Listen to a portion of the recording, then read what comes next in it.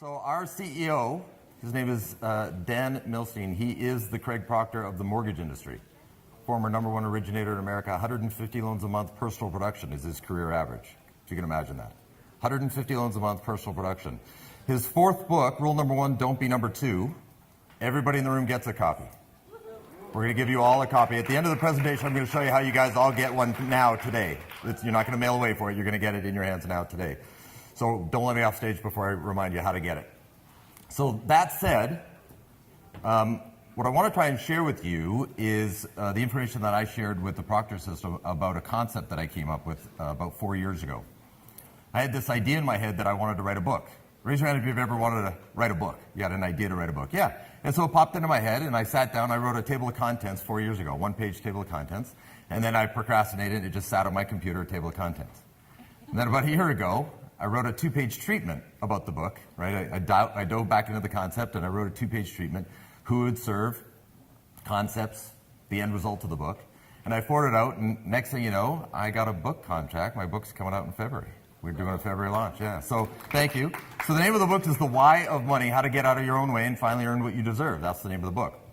So I shared the concepts with the Proctor team, and they said, Eric, you got to get this in front of the Platinum Room. I said, well, I'm really okay with that. I'd love to be in front of the Platinum Room. So what I want to share with you is the concepts of the book. And here's the concept. Here's the observation that I made. 99% of all salespeople, real estate, mortgage, financial services, doesn't matter. I don't care if you're selling photocopiers.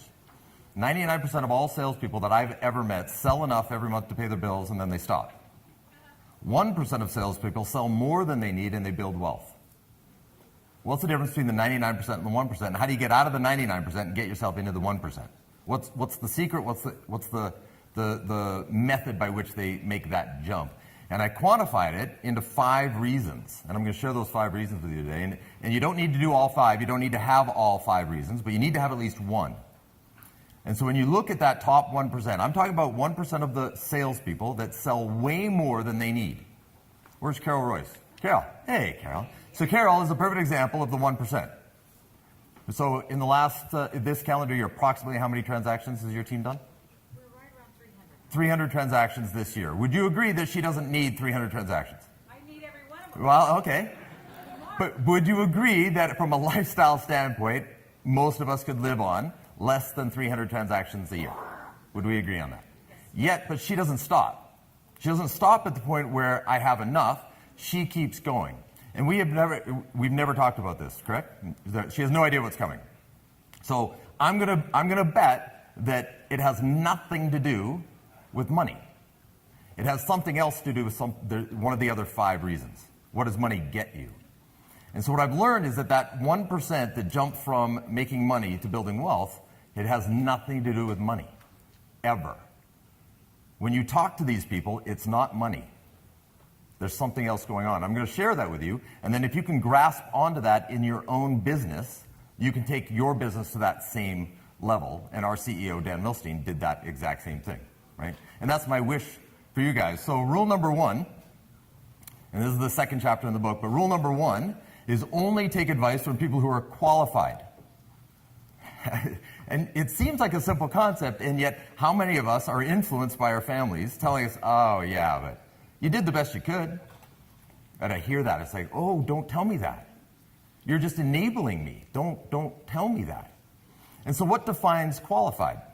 So would you agree that you probably don't want to take advice from me on hair care products?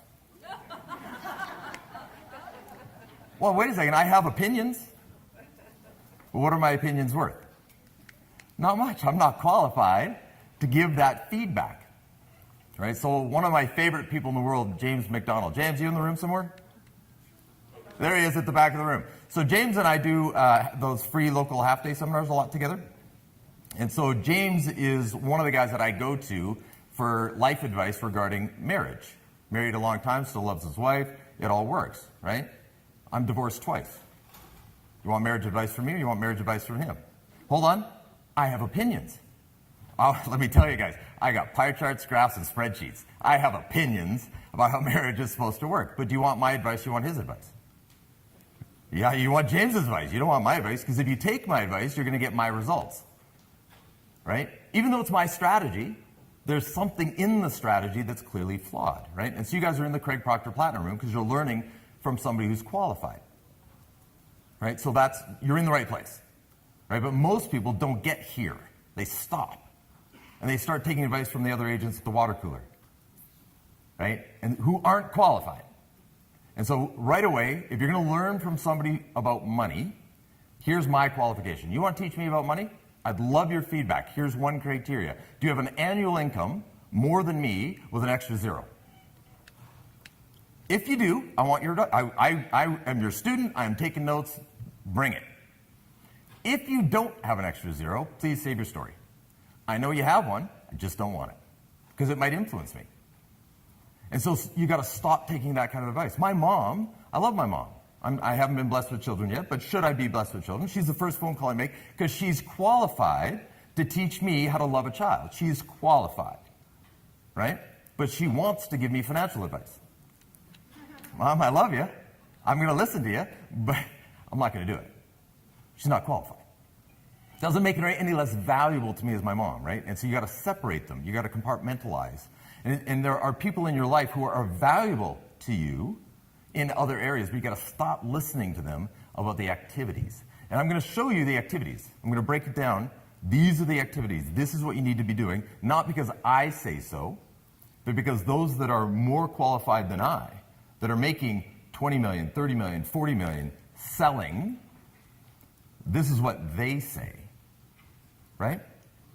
So this is something else. This is a price that I have paid in my life. And I'm going to ask that you guys not pay this price, right? I have made decisions in my life based on my ego, right? It felt good. It was my way. It was what was comfortable for me. And so I would argue with a coach. I would debate my coach. So if I've hired a coach, that means my coach is qualified, right? If you're playing high school football, right? Do you argue with a coach, or does the coach call the play and you run the play? Coach calls the play, you run the play. So when you're dealing with a coach, when you're dealing with a mentor, the respect you pay to your coach, the respect you pay to your mentor, is you run the play. You don't question the coach. They're qualified. And if they're not qualified, they shouldn't be your coach. Right? If you question whether they're qualified, why are they your coach? Get a different coach. Would we all agree Craig Proctor is qualified? Yes. Yes. And I know that because I watch the results of the teams that are doing what he says to do. I watch the results. I walk into their offices, and I hear things, oh yeah, we did 300 transactions this year. It's like, what? You did what? Oh my goodness gracious. How'd you do it? Well, I just do what Craig Proctor tells me to do. Really? Yep, that's it. I do as I'm told. Wow. Interesting what happens when you surrender. And so ego is the anesthetic that numbs the pain of stupidity. And I pray you guys don't pay the price I've paid in my life. I have paid several prices. I'm going to give you one quick example of the cost of stress of your ego. Would you guys agree that this is kind of what I look like today? Yep. You want to know what I look like during the mortgage crisis? That's what I look like during the mortgage crisis. Here's what I look like before the mortgage crisis. This is what your ego will do to you, and I pray to God you do not have to pay this price. That is my wish for you. It's too big a price. That is not photoshopped. Those are real headshots. I know. It's quite depressing. It's all right. You can laugh at my expense. It's fine. I used to look really good. I know. The good old days. I know. I'm aware. So something else that I want to share with you is what I've learned to call the ceilings of complexity and the floors of sport. This is something I learned from a company called Strategic Coach, Dan Sullivan, CEO, if you've ever heard of Strategic Coach. This is one of the concepts I learned from Dan Sullivan, is understanding that when you get into sales, think back to the very first day you got into sales. What was your income goal the first day you ever sold anything? Would you agree most people, their first income goal is $100,000 a year? Would you agree most? Not all, but most. It's a round number. Everybody seems to think, if I can just get into sales and I'll make $100,000 a year, then I'm king tut and my life is all good, right? But the problem is you bounce off that ceiling of complexity because you haven't figured out how to do it yet. So you bounce off of it. And then one day you figure out, here's how I close more than $100,000 a year. I now made $150,000 a year. I did it. But here's the problem. You now bounce off the next ceiling. And so you bounce off of $100,000 as a floor because you figured out how to make $100,000 a year, so it's now a floor, right? But $250,000 is a ceiling, and you bounce between the two year after year after year after year. And so one of the questions I like to ask is, how long have you been in real estate? And so the answer varies. You know, I've been in real estate 10 years, 20 years, 15 years, whatever the answer is. I say, well, hold on. In the last 90 days, how many transactions did you close? 2. Hold on. You have not been in real estate 10 years. You've been in real estate 1 year 10 times. Because you're not changing. At this moment, as soon as you recognize I am bouncing, the only way to stop bouncing is you must reinvent. You must change what your activities are. Whether it means hiring an assistant, whether it means doing some other new thing that is different than what you're doing now. But if you keep doing the same thing over and over, you will bounce. And I know realtors that have bounced in right there for 20 years. And they're very comfortable. And I'm going to show you today, don't ever get comfortable. I'm going to show you some math today about retirement, what retirement really means. Really, not the financial planner, hocus pocus 401k stuff. I'm going to dive into some hard numbers. Right? And so then you figure out how to break through 250, but then you bounce. Break through, bounce, break through, bounce, break through. And so at each bounce, you've got to reinvent. Those are your moments of complete reinvention. And when you talk to the Carol Royces of the world and you say, what did you do to go from 250 to 5, right? She'll be able to say, oh, I remember that year. Here's what we did. And what did you go from 5 to $1 million? Oh, I remember that year. Here's what we did, right? And so to get around people that are qualified and then say, what did you do? The play just got called. Run the play. Here's give you other language that I hear that I already know. You're in the 99%. Just because of these words. I call them trigger words. I hear them. I know you're in the 99%. Eric, you got to understand my market. Whoa, you're in the 99%. That phrase, I guarantee you were in the 99%. Because when I sit and talk to Carol, that's not what she says. Right? Her questions to me are, explain to me your system. I want to understand the scalability of this. Ah, you're in the 1%. Those are the words I want to hear. Right? The 99% talk to me about products and pricing. The 1% talk to me about systems, scalability, and team building. Completely different language. Right? And so my wish for you is to learn how to constantly reinvent. Get with your coaches, get with people that are qualified. Change. Now, change is hard. We get it. And so that's why you've got to get into understanding one of, or more, but at least one of the 5 reasons why you're going to change. And then it becomes non-negotiable. You'll change on a dime if you understand why you're changing. Right, so here's our website that I'm going to encourage you guys to write down, wealthdynamicscentral.com. So this concept radically changed my business, changed my understanding of myself and my daily activities. There's a ton of free videos. You can they've got an assessment, but they break all of us into one of 8 categories on building wealth. And so I can sit here and tell you how I do things, but it may not be your strategy. So on that list, I'm called a creator. That's my method. I'm a closet geek. I love geeking out. I just can't get enough of it. So a movie scene where you can understand what a creator is. If you guys remember Apollo 8 with Tom Hanks, the space movie. Remember when they were running out of oxygen? And they went to the engineers and they dumped all that stuff on the table and said, here's what's in the capsule. They're going to run out of oxygen. Figure out how to make oxygen from this or they die. And a bunch of geeks dove into the table and they came out and they had the thing. This will make oxygen. I watched that scene and said, oh, God, I would just love that. Are you kidding me? But only creators look at that and say, I would love that. The other 7 categories go, oh, my God, that looks painful. But creators look at it and say, oh, sign me up for that. That's a dream job. Right? And so my activities that serve me, that I'm passionate about, may not be yours. So I can't sit here and tell you what to do. What I can tell you is go to that website and learn what your activities should be. Which one are you? Right? So as an example, a star. An example of a star would be Oprah Winfrey. She's a star. So what does Oprah Winfrey do? Oprah Winfrey stands in front of a camera and she's Oprah Winfrey. And she says, last weekend I read a book. 5 million copies sell. Why? Because Oprah said so. That's a star. She doesn't do anything other than that. But here's what they teach you, is that whatever profile you are, you must have a right hand and a left hand, a person on your right and a person on your left, and it's a triad. And the 3 of you are what can build something, but you can't do it on your own. You will struggle off the ceilings of complexity until you get these 2 people around you. And the assessment will tell you, I don't get commissions from it, by the way, guys. Don't mention my name, it doesn't matter. I'm not trying to sell you something.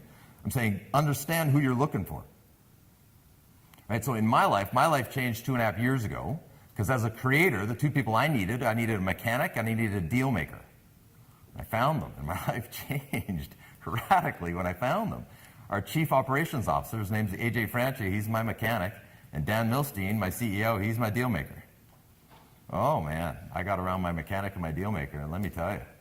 Because here's my problem as a creator, when I create something, right, I've given birth to an idea, what is it that I want to do with it? I want to implement it. It's my child. What are creators really bad at? Implementing. We suck. Oh my God. So a mechanic wants to take this away from me, right? Get it out of my hands. They're going to figure out how do we manufacture it, how do we distribute it, what's the system, the methodology, right? And then once they figure out all that, they give it to the deal maker, and the deal maker sells it. And then I give birth to an idea, hand it to the mechanic to the deal maker, sells it. Give birth to an idea, mechanic figures out how to sell it, gives it to the salesman, sells it. And around we go. But I get to stay in my lane, what I'm passionate about. So what this system tells you is, what's your system that you can get passionate about to find your flow and do your daily activities that you're passionate about, whatever that is for you.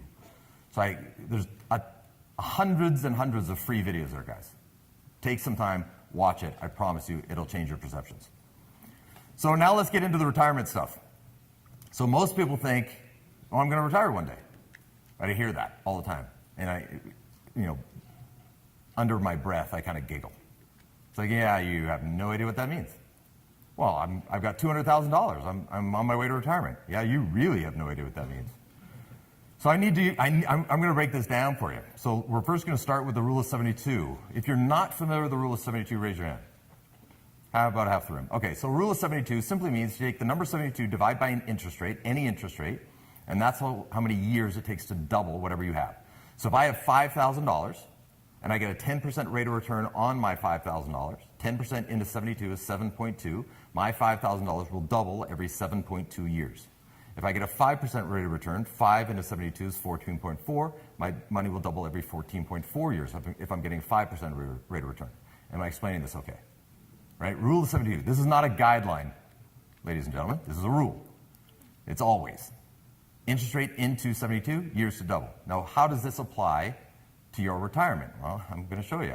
So we're going to take an average couple, Steve and Sally, they're earning $100,000 a year. Is it reasonable that a husband and wife, dual income family, might earn $100,000 a year income? Is that a reasonable number? Okay, $100,000 a year. They are currently 41 years old. They want to retire at the age of 65. They got 24 years to save. Most people look at this and say, no problem. They got to get started now. They got to get started now. And I'm going to say to you, there is no chance. Mathematically impossible, not going to happen. And I'm going to show you why. Here's the problem. It's called inflation, right? So if you assume the history of inflation will be the future, we have to assume 3% inflation. So as soon as you see a percent sign, what rule just kicked in? Rule of 72. 3 into 72 is 24. That means every 24 years it doubles. Yes? So when they retire, they need $200,000 a year to buy what $100,000 a year buys today. Hold on. What's their life expectancy? Give me a number for life expectancy. 80. Well, they're married, so 70, right? I'm not bitter. So let's say 80. Well, what if I told you, according to the U.S. Census Bureau, by the year 2020, 3 years from now, by the year 2020, there will be over 1 million Americans over the age of 100. According to the U.S. Census Bureau, by the year 2020, there will be 1 million Americans over the age of 100. So let me ask you something. Do you want to be 80, run out of money, and have to come back in the workforce? Would we agree that's bad timing? That's bad timing, right? So you can't budget for 80. You can't budget for 80. So here's the problem. So at 89, they need to be earning $400,000 a year to buy what $100,000 a year buys today. And the latter part of their life, they need $580,000 a year to buy what $100,000 a year buys today. So when somebody says to me, I have $200,000 and I'm on my way to retirement, what's my response? You have no idea. You have no clue. And so if you're going to be in sales and you're making $100,000 a year, it's because you don't understand your why. You have to latch into this and say $100,000 a year is not acceptable. $200,000 a year is not acceptable. $400,000 a year is not acceptable because I can't get there. So here's the real number. At 65, they need $400,000 a year. Why? because they need 200 to spend, but the extra 200 goes back into the retirement account to grow gauged against inflation. So they got 24 years, and they need to generate some sort of passive income of $400,000 a year. Passive income, not active income, passive income. Right? So something else that you guys should be looking at is investing in real estate, becoming landlords, because rent goes up gauged against inflation. Right? If you're not looking at becoming landlords, look at the math. What happens if you don't? It's not what happens if you do become landlords, it's what happens if you don't become landlords. What happens if you don't invest in real estate? How will you get to retirement? Right? If you have $4 million cash paying you 10% per year, great, you got $4 million. That's if you're getting 10%. If you're only getting 5%, you better have $8 million cash to get you that.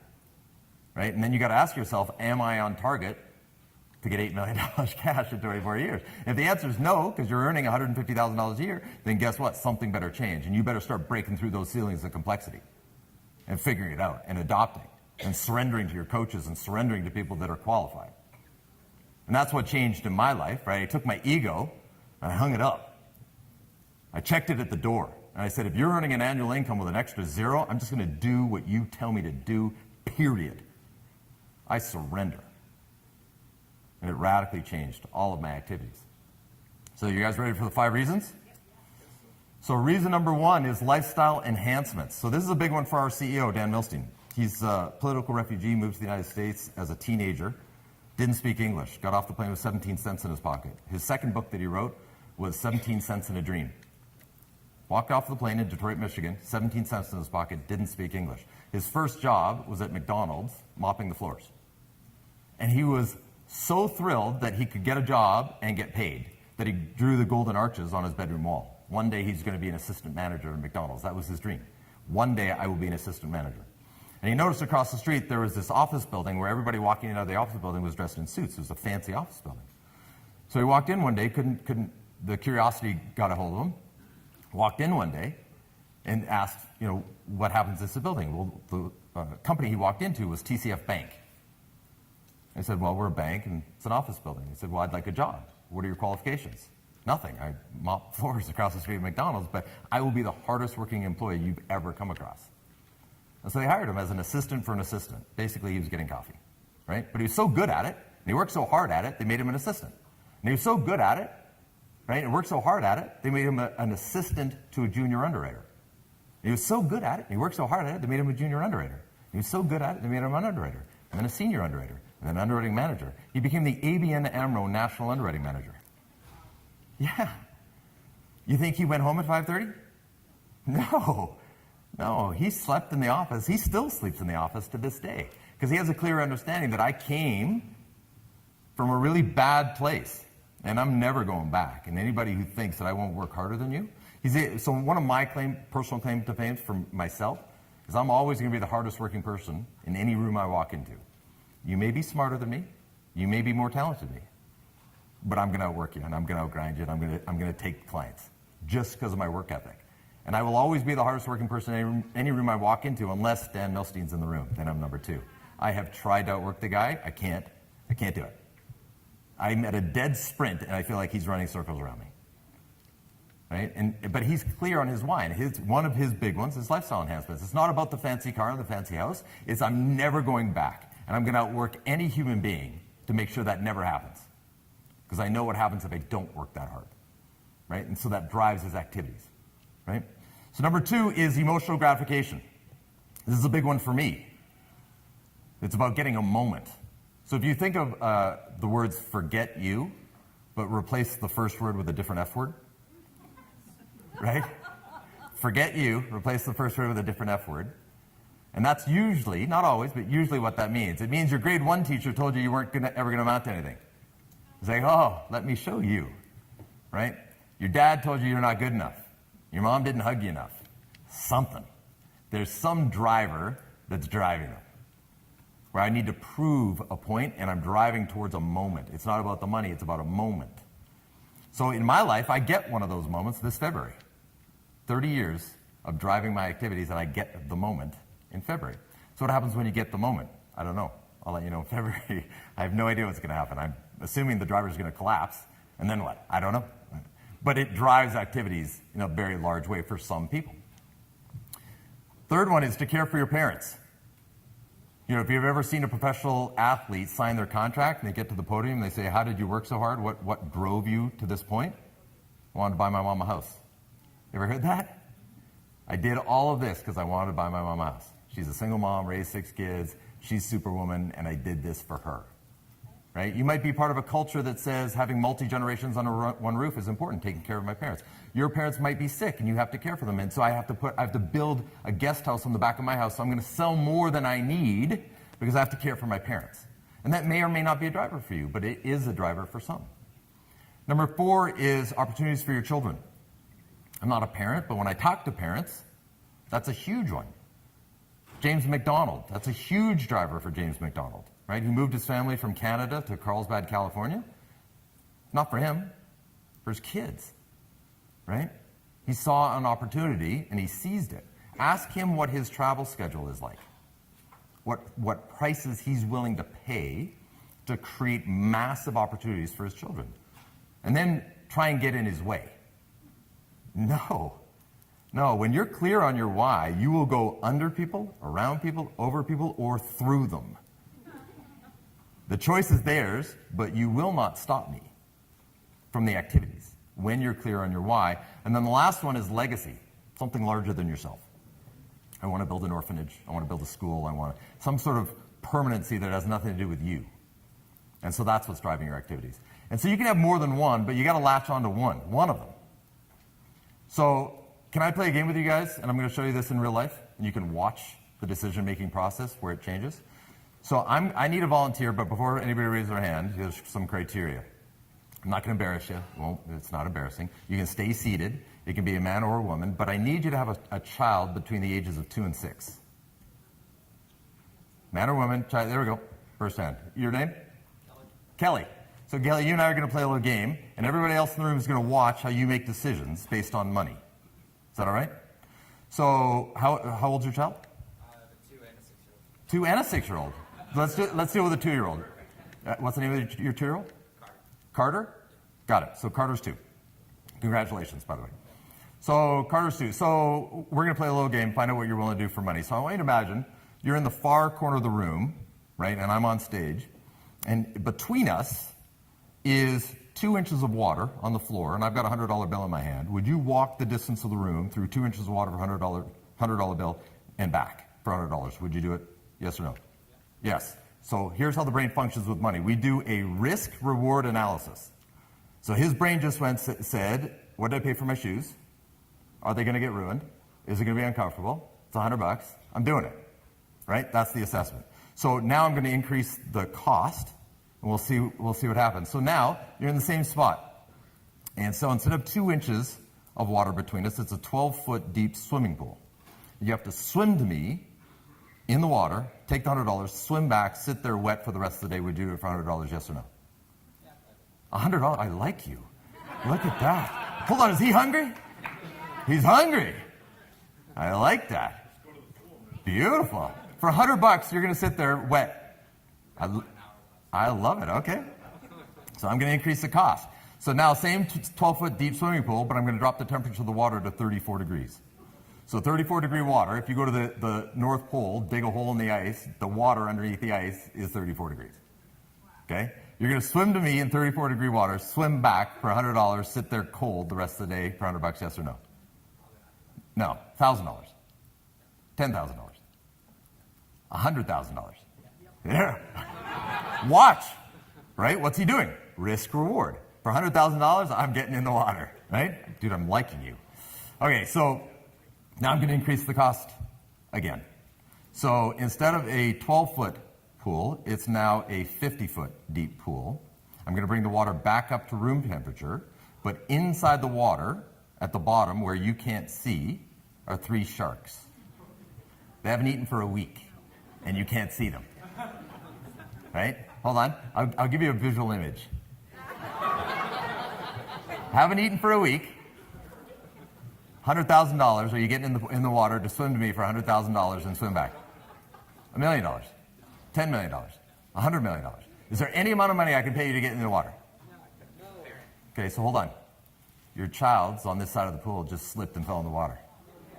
You getting in the water? Hold on. You're not going to Google what are my odds of survival? You're just going to get in the water. If I was in front of you, could I stop you from getting in the water? There it is. Do you understand the difference between doing action items for money and doing action items for your why? The moment you start doing action items for your why, no one will stop you. You can't be stopped. You will go under them, over them, around them, or through them. But you will achieve your goal.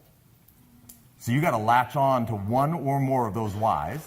You got to sleep with it. You got to wake up to it. You got to live it, eat it, breathe it every day. This is why I'm willing to do these activities. Because would we all agree that selling is hard? And so when I hear people say, oh, I love prospecting, you lie. Nobody loves prospecting. What we love is the outcome of prospecting. If you don't love the activity of prospecting, it's not possible to love the activity of prospecting. You're just lying to yourself. So let's stop lying to ourselves and let's start doing the activities for the right reasons. So what is $1 million a year to you guys? Because that's got to be your number. And you can do more than that. I'm not saying stop at $1 million, but that needs to be your floor. You need to get up to that floor. So what is that? $1 million a year is $80,000 a month, $20,000 a week, $4,000 a day, $500 an hour. So you got to break that down. So the average realtor in the United States, on the average deal, average commission, average market, average across the board, is making about $10,000 a deal, on average. You're making about $10,000 a deal, right? So if you look at that, you need to do, right, 2.5 transactions a week, right? Is that so? $4,000 a day, right? So what is your ability to do 2 or more transactions a week? So if you break it down, you have 40 hours in a work week. 40 hours in a work week to do 2 deals. Focus on that. You have 40 hours of work to do 2 deals, and you make $1 million a year. And I hear people go, oh, but Eric, you got to understand my market. Boom, you're in the 99%. Because what I would be doing is I would be going to my coach and saying, here's my new non-negotiable. I'm going to do whatever you tell me to do, because you're qualified. And God help the person who gets in my way. I'm going to $1 million a year, and I'm going to break through these ceilings faster than anybody else has broken through these ceilings. Because I'm clear on why I want it. It's not about the money. It's about what the money brings me. And if you say, well, the money brings me freedom, you won't do it. You won't do it. The money brings me, I get to go buy a Ferrari. You won't do it. You won't do it. It's temporary. You got to latch on to one of those 5. Right? So I'm going to give you the secret 2-step system. Would you agree there's a 2-step system to losing weight? You guys know what the 2-step system is to losing weight, regardless of your market?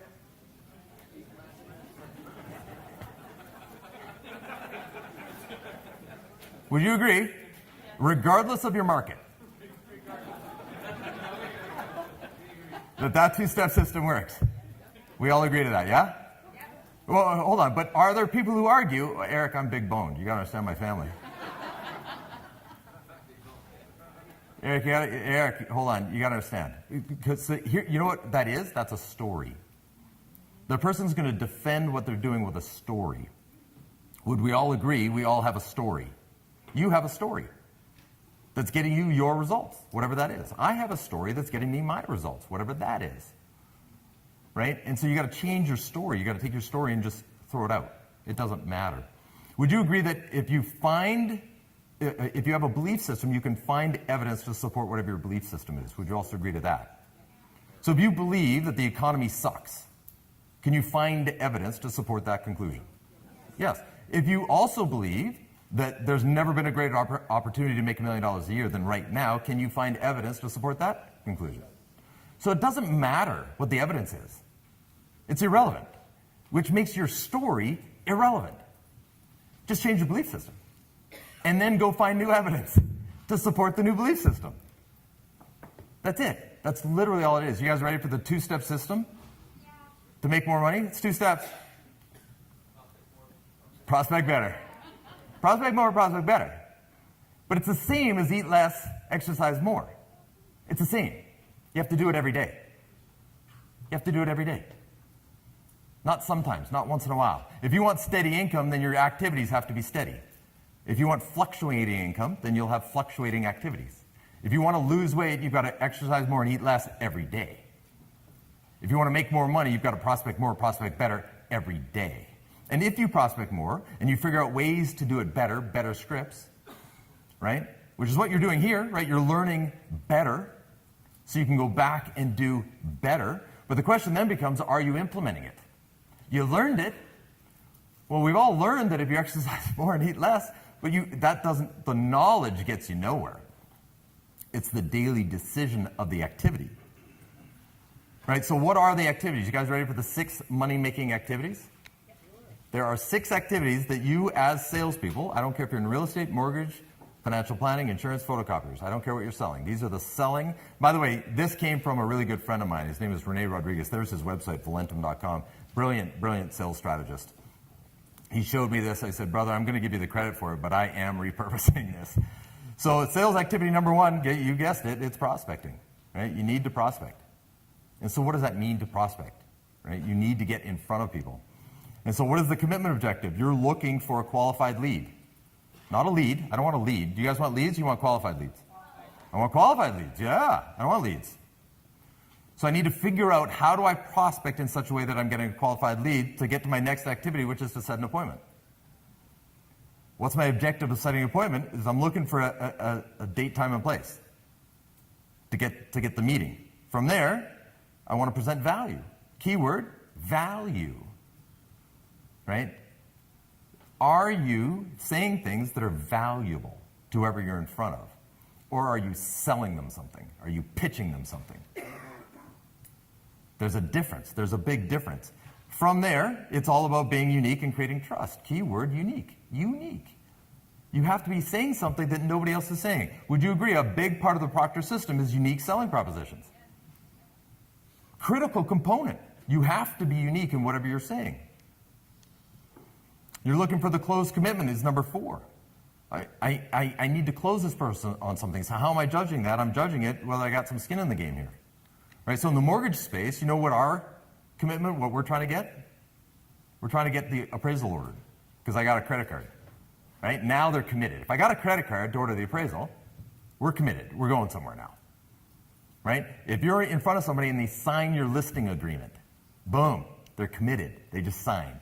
Right? So you're looking for some sort of skin in the game. From there, it's about aftercare and follow-up, which is to create raving fans, the wow experience, so that you can ask for referrals. That's it. So those are your 6 money-making activities. In sales, those are the 6 things you should be doing every day. In a 40-hour work week, those are the only 6 things you do all day, 8 hours a day, nonstop. Those 6 things, can you do 2 deals a week? If that's all you're doing. Yeah, absolutely. You can do way more than 2. Right? There's a lot of people in this room that have proven you can do way more than 2. Way more. That's not a ceiling. That's the floor.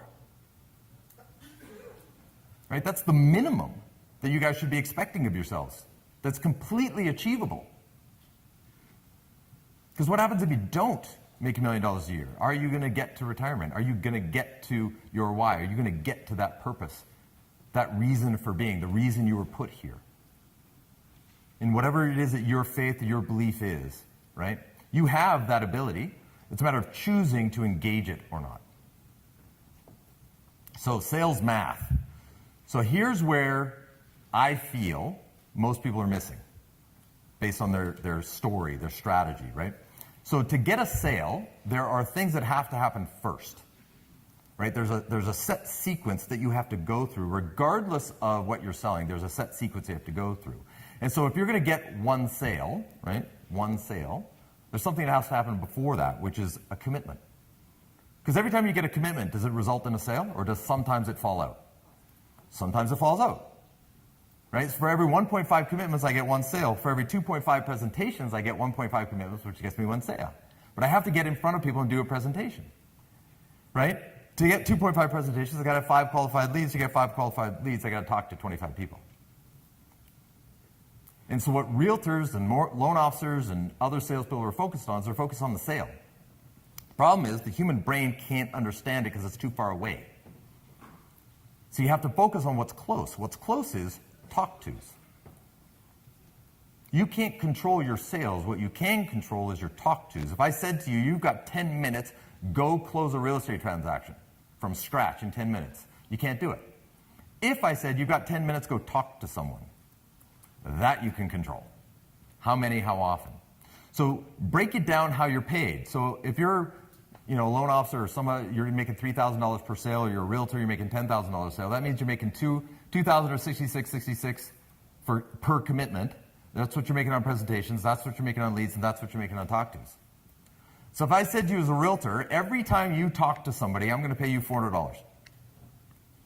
Walk in the hall, have a meaningful conversation with somebody, I'm going to give you 4 $100 bills. Every time you do that, how many people would you talk to? As many as I can. I'll talk to everybody. Hold on. Guess what? That's how you're paid now. That's how you're paid right now. But you're not doing it. Because you're focused on the sale. You're not focused on the talk-to. Focus on the talk-tos. I get $400 every time I talk to somebody, which is why I wear a name badge. And when I'm in Starbucks, I'm chatting with people. When I'm in front of an insurance agent, I'm chatting. I'm looking for qualified leads. When I'm in front of a CPA, when I'm in front of a financial planner, when I'm in front of anybody, who do you know that currently rents? Because everybody knows somebody. Everybody knows somebody. Would they like to buy? And here's my unique selling proposition as to what they don't know about the current market. To create the engagement, what's the quality of the language that I'm using will determine the quality of the leads that I get. Okay? So lead generation, lead management, lead conversion. This is, the Proctor system, right? This is what we're talking about. I hear this over and over. And when I say we, I'm not qualified to teach you how to do real estate. I've never been a realtor. So I'm not going to sit here and say, here's what you should do as realtors. What I'm talking about is sales activities. Right? And so there's 3 different buckets here, and you've got to look at it as 3 completely different sets of activities. So you've got generating leads, you've got managing leads, and converting leads. They are different. Can you do 2 out of the 3 and still make money? No, you got to do all 3. Right? If you generate leads and manage leads, but you suck at converting leads, how much money do you make? 0. Right? If you're good at managing and converting, but you can't generate any leads, you're still at 0, right? And so you have to compartmentalize those strategies, right? And then what is your team doing to help you convert those strategies, right? So what we try and do, right? And I apologize, I'm going to be a little self-serving for a quick second. We try and help with this, right? Whether it be a lead share agreement with Commissions Inc. We love doing lead share agreements with Commissions Inc. for our realtor teams. Love, love, love. Right? Carol's one of the teams that we work with. Love, love, love. That's why I love her so much. Can you feel the love? I love Carol Rice. Had lunch today, but when she's next to me, which one of us is talking and which one of us is listening? She's talking, I'm listening. Why? She's qualified. Right? I'm not going to tell her how to sell real estate. No way. Right? I'm here. How do I enhance what's valuable to you?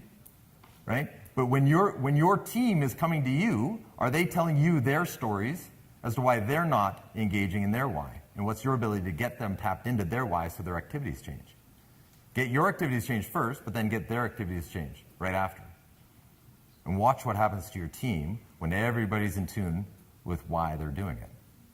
Right? So, law of disproportionate value. We're almost done here, guys. This is something that I created for myself as a crutch. It's a crutch. Here's my problem. I don't like selling. I'm in sales, and I don't like it. I like presenting, but I don't like selling. But when you're in sales, that's a problem. Would we agree that's a problem if you don't like selling? And so I had to create a solution for myself, and so I call it the law of disproportionate value. It's combining a unique value proposition with leverage and persuasion. And so what is it? So a unique value proposition, something that's unique in the marketplace. Here's 2 rules that I've learned about I call it a unique value proposition. Can't be anything to do with service, can't be anything to do with price. Because everybody else is selling service and price, can't talk about it. So you got to talk about something else. So an example of unique value proposition is, would it be valuable to you if you guys could make offers same as all cash, never have to worry about financing contingencies for the rest of your career? Yes. We do that. We waive loan contingencies. Prior to offers, same as all cash. Carol, is that working out for you guys? Working out great, we love it. It is. Never go back. Yeah, you can't go back. Why would you make offers with financing contingencies, right? And so that's an example of unique, something different that grabs people's attention. So what are you doing that's unique in the marketplace? And are you scripting it in such a way where the person you're in front of is understanding it, right? Do they find value in it? And then the other piece of this is leverage. So let's define what leverage is. Leverage is when someone will do something for you simply because you asked. Zone in on that. Leverage is when someone will do something for you simply because you asked. If you're in front of somebody and they resist what you're saying, it's because you don't have leverage. That's it. Just understand, you right now don't have leverage. So leverage to me is, I'm again, self-proclaimed mama's boy. I love my mom. I love her. And so if she calls me and says, son, it would make me very happy if, whatever comes after that, I'm probably going to go do. Why? She has leverage over me. Now, am I upset that she has leverage over me, or do I welcome it? I welcome it. I love the fact that she has leverage over me, right? She's earned it. So if you get leverage over your customers, right, and they sign your listing agreement, and they get in their tax returns and their bank statements, it's because you've got leverage. How do you get leverage? And what happens to your business if you have leverage? If you have leverage in the meeting, and you have a unique value proposition, combined in the moment, what happens to your business? And so here's the event that happened to me in my life that solidified this for me in 1999. Have you guys figured out I'm not from California? Have you heard it? No? Where am I from? Oh, close. Minnesota. I heard myself say, yeah, I'm a Canuck. I'm Canadian. So you'll catch it when I say things like out and about. Yeah. So I don't say A, but I haven't figured out how to stop rounding my O's. But in 1999, I had to move from Canada to the United States. I had to go through the immigration process. And if you don't have a friend or family member that's gone through this process, it makes the DMV look like a cakewalk. Yeah. The INS is just heinous. And so in going through this process, I had to get my social security number in 3 weeks. That was the deal to get this bank loan to start this business. And so I'm interviewing immigration attorneys. I promise this is relevant. So I'm interviewing immigration attorneys, and all of them are quoting me $2,000 and 3 months to get my social. And I'm explaining to each one of them, no, 3 weeks. Not 3 months, you're not listening. 3 weeks. And so a friend of mine said, no, you're talking to the wrong guys. You got to go to this guy named Jerry Ingber. I'll remember his name forever. And so I made an appointment, went to his office, sat in his conference room. He took notes, right? Asked me a bunch of questions. 10 minutes later, closed his portfolio and says, I can help you. You'll have your social in 3 weeks. You'll have your green card in 3 months, and you'll be a citizen in 3 years. Right? This is the man. So what's the next question I need to ask? How much? Right. And so as it's dawning on me, I need to ask him that question. My peripheral vision kicks in, and I notice he's got a really fancy office. For the first time, I'm noticing. He's like, oh, you know what? He's going to be $4,000. I can smell it. He's going to be double. Right? So I said, very politely, I said, Mr. Ingber, what does it cost to engage your services? He says it's $5,000 for your social, it's $5,000 for your green card, and it's $5,000 for your citizenship. $15,000, right? So I've already sold my life in Canada. I'm here, I'm committed, and I'm having a full melt, right? Because in my brain, I was budgeting 2, I was going to sacrifice to 4, and he's quoting me 15. So I said very politely, Mr. Ingber, I'm just curious, I don't suppose, is that number negotiable? He cocked his head, looked at me, stood up, shook my hand, and walked out of the room. He just left me. Right? The receptionist walks in a minute later. She's stamping my parking validation. She's shushing me out of the office. I'm like, oh, okay, what's going on? So I gave it a day. Called back the next day, got the receptionist, said, hi, it's Eric Mitchell from yesterday. Is Mr. Ingber there? Her response was, he's in meetings all day. Can I take a message? I'm getting the Heisman, right? So, okay, so here's a question I've learned to ask that has served me very well. I said, knowing what you know about Mr. Ingber, knowing that I don't know what happened yesterday, if you could tell me what you would do in my shoes, what would that be? And she said, I would apologize. Really? You want me to apologize? So, okay, so if you bring Mr. Ingber to the phone, I promise the only words out of my mouth are going to be, I'm sorry. 2 minutes later, Mr. Ingber speaking. I said, Mr. Ingber, Eric Mitchell from yesterday, first thing I want to say is, I'm so sorry. Listen to the language, guys. He's quoting me $15,000. Listen to my language. What's he got on me? Leverage. And a unique value proposition, right? I am so sorry, Mr. Ingber, for having offended you yesterday. If you could please let me know what it is that I could do that would allow me to re-engage your services. I'm begging over the phone. Are you gasping this? Right? And he said, his next quote is the quote that I hope one day I get to say. So 1999 to today, I've never been able to say this to a customer. One day, it's coming. It's an emotional gratification moment that I'm latched onto, is I want to say these three things. He said, Eric, for me to do business with somebody, three things have to be in play. Number one, I have to know that I can help you. And after meeting with you yesterday, I know that I can.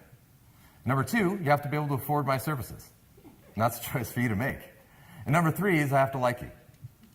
And right now, number three is not on the table.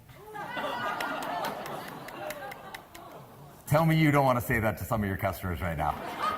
Go ahead and tell me. I'm dying to say that one time. Right? And so my response was, Mr. Engberg, again, I apologize for having offended you yesterday. If you could let me know what it is that I could do that would allow number three to come back onto the table. He said, you can bring me a check for $5,000. Said, I'll be right there. And I drove down to his office, gave him a check for $5,000. I had my social in 3 weeks, I had my green card in 3 months, and I was a citizen 3 years. I never waited in a line. And he created the law of disproportionate value in my life for those 3 years, and I brought him coffee when I showed up at meetings. I stood at attention when he was in the room. Yes, Mr. Engberg. Thank you, Mr. Engberg. He said, can I move over there now, Mr. Engberg? Right? Imagine your customers treating you that way. You having leverage and a unique value proposition. But that's what you're learning to do. But to do that, you've got to change your script. You've got to change your language. You've got to change your methods. Right? And so here is an example of what I was talking about, the California purchase contract. One of the things that we want to try and bring you guys is that unique value proposition, that leverage. So if you're used to filling out boxes 1, 2, and 3 in California, what we're saying is stop doing that. Check box number 4. That's what we're bringing you. If you're in California, that's what it looks like. But if you're in Florida, it's different. If you're in Arizona, it's different. If you're in Nevada, it's different. But it's the same principle. You're making offers same as all cash because we've already underwritten your client. We're already signed off on loan contingencies in writing. There's a title contingency, there's an appraisal contingency. Right? You're protecting your client with a title contingency, an appraisal contingency. If you want to have an inspection contingency, that's between you and the client. It doesn't affect us. Right? But title and appraisal. But there are no other contingencies. We're going to fund in 12 days, guys. Here's the other thing. Don't stop us from funding. Don't stop us from funding. Well, the seller, do a rent back. We're ready to fund. For goodness sakes, let us fund. What if the client gets fired from their job in 4 days? No. Let us fund. Please. Let us fund. Get out of the way. Shoo. Right, do a rent back. Figure it out. But we're ready to fund. Let us fund. Can you imagine all of your deals funding in 12 days? Chaos. Yeah. So doing the same thing, it's a cliche, guys. We've all seen it before. We're all familiar with this saying. I'm gonna close with my thoughts for you, my wish for you is to understand that this is comfortable. Whatever you're doing right now is what you know to do, and that's what's comfortable. But that's also what's getting you results. The only way to change is to get uncomfortable. And so what I try and focus on every day is getting comfortable being uncomfortable. I hate being comfortable, because if I'm comfortable, it means I'm not learning anything. I'm not changing. I'm not adapting. I'm not improving. To improve, you must change. To change is uncomfortable. You've got to get uncomfortable all the time. You got to stop doing the same things and then defending it as, yeah, but Eric, you got to understand my market. You got to stop saying that. You got to surrender to systems and team building. You got to surrender to what it is that you're being taught and start implementing it based on your why, whatever that is. Lastly, one of the handouts that I gave you guys is a budget that I made. That's a personal budget. It's on one of the pages. We gave you guys a bunch of handouts. You'll see it on the back of the listing agreement. You'll see an Excel spreadsheet. If you don't have it, stop by our booth. They'll get you one. They've got them out at the booth. If you don't, you should have 3 handouts. You only have 2 handouts. Make sure you stop at the booth and get the third one. It's an Excel spreadsheet. It's an Excel spreadsheet of a budget that I mentioned you've got one. Okay, so some people have one. If you don't have the Excel spreadsheet, just stop at our booth. We've got lots of copies for you guys. So, but what it is, it's a breakdown of me trying to enroll my ex-wife. That was the purpose. That was the purpose. I was trying to enroll her in why my activities were the way they were. Right? This is what's in it for you. I'm not doing it to be selfish. I'm doing it to be selfless. This is what I'm trying to build. Right? And so you can use it as a template. Hopefully you're not trying to enroll your spouse. Hopefully. Right? Hopefully they're already enrolled. Right? But if you create a snapshot of what the money gets you, what is the money, if I make $1 million a year, if I make $2 million a year, what am I spending it on? Where does it go? Because most people don't have a perception of what that is. Where does the money go? Everybody goes, well, it's just going to Uncle Sam. It's just going to go to taxes. I don't want it to go to Uncle Sam and therefore. No. Now for sure you're not going to make the money because that's your story. But that's not real. So I wanted to give you guys a template, and I didn't want to doctor it, and I didn't want to change it, and that was what I came up with at the time. And you can use whatever numbers you guys want. If you don't have a copy, stop by our booth. And then here's my wish for you guys. I found a poem with 5 paragraphs, and anybody comes into contact with me, this is my wish that my interaction with you has this impact on you, and I found it in 5 paragraphs. And so the first paragraph of the poem is, I walk down the street, there's a deep hole in the sidewalk, I fall in, I'm lost, I'm helpless, it isn't my fault, it takes forever to find a way out. And I hear this type of language all over the place. It's the market, it's a bad market. It's a bad this, bad that, they're bad, it's the government, right? It's somebody else's fault. Victim language that I hear all the time. Paragraph 2 is, I walk down the street, there's a deep hole in the sidewalk, I pretend I don't see it, I fall in, I can't believe I'm in the same place, but it isn't my fault, it still takes a long time to get out. Paragraph 3 is, I walk down the street, there's a deep hole in the sidewalk, I see it is there, I fall in, it's a habit, my eyes are open, I know where I am, it is my fault, and I get out immediately. Paragraph 4 is, I walk down the street, there's a deep hole in the sidewalk, I walk around it, and here's my wish for everybody here, guys. Let's walk down a different street. Right? Just get down a different street. Just figure this out for yourself. And then lastly is the book. I promised you guys a book. Rule number 1, don't be number 2. They are at our booth. Here's the deal. 1 business card, 1 book. Just give them your business card and you get a book. Rule number 1, don't be number 2. We live and die by these philosophies at our company, Gold Star Mortgage. I am so grateful for your time and your attention. You're at the right place at the right time. Thank you. Give Eric a big hand, ladies and gentlemen. Nice job, man. Appreciate it, man. Thanks for being a great partner. Okay, yeah, I knew you guys would find that interesting.